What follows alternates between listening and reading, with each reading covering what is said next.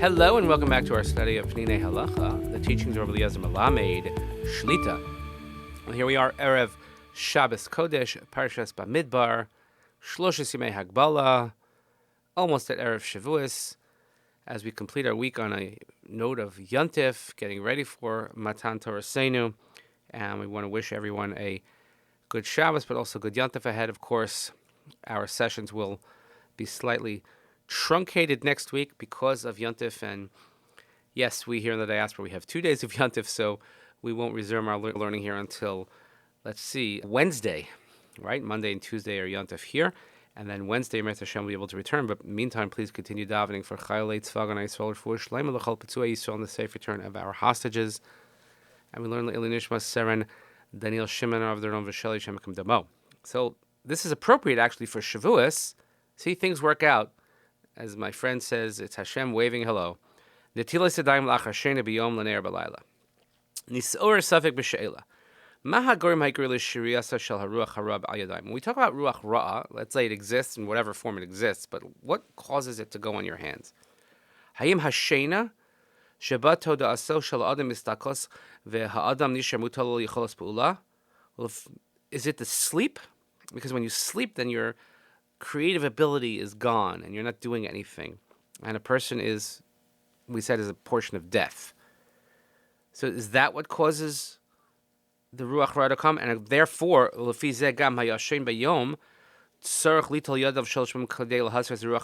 if somebody takes a sleep in the middle of the day, if you sleep in the daytime, would that mean that the Ruach Ra comes and therefore when you wake up you have to wash your hands in that way? Or is it nighttime, the darkness of night? Where the whole world stops, in effect. That's what causes the Ruach Ra to come. Which would then mean, let's say someone pulls an all-nighter, and if you're up all night long, you would still have to wash your hands. So is it the night that causes it, or is it the sleep? It's a good lamdisha question. Lamaisa, so practically speaking,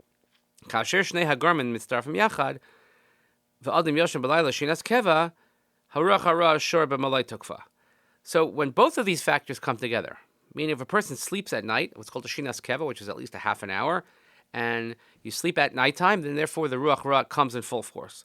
Therefore, when you wake up, you have to first thing wash your hands three times, as we've been mentioning.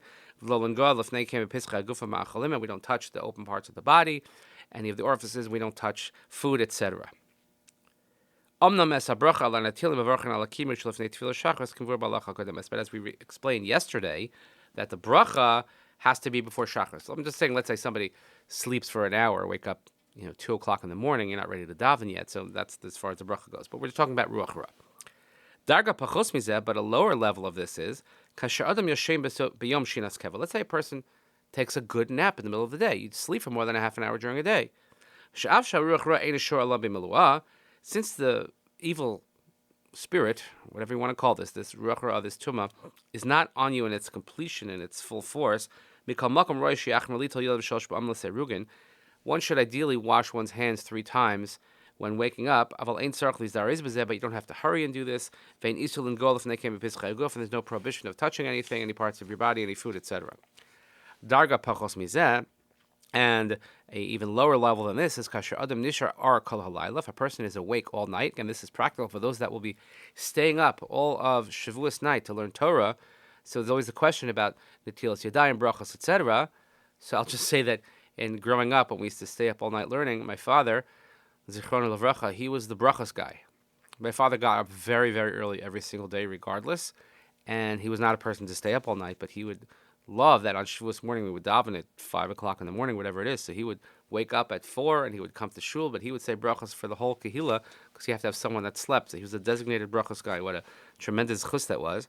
So when a person is up all night, sheish sovrim she'ulei etzem halayla v'siyuma goreim l'ruach ra sheishtishra al yadav, because there are those that hold that maybe it's the night itself that causes this ruach ra to come on your hands. So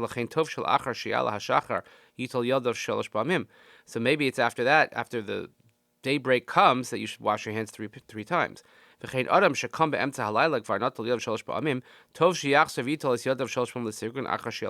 say someone even woke up in the middle of the night and washed his hands when daybreak comes, according to this opinion, you should wash your hands again to be careful. So we have a long note here, which does get into the question, gets into the Shavuos question as well, but you should ask your local authority how you should carry yourselves on Shavuos if you're going to be up all night. But in any event, please have a peaceful and restful Shabbos and a meaningful and uplifting Chag HaShavuos. Thank you so much for listening. We'll see you next time. Please continue davening for Chalei Tzagre Yisrael for Shlomo Chol Petzui Yisrael, the safe return of our hostages.